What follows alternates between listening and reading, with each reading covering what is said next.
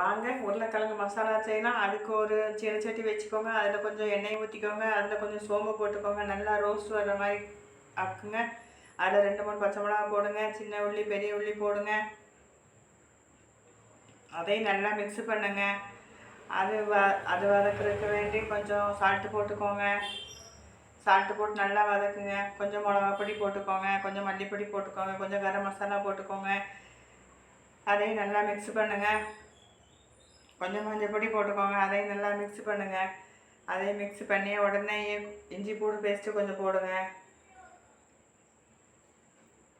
அது நல்லா பச்சை வாடை போய பின்ன கொஞ்சம் உருளைக்கிழங்கு வேக வச்சு உருளைக்கிழங்கு போட்டு நல்லா கிளறுங்க. அது மசாலா பிடிக்க வேண்டி கொஞ்சம் ஒரு 1/2 கிளாஸ் தண்ணி ஊற்றுங்க.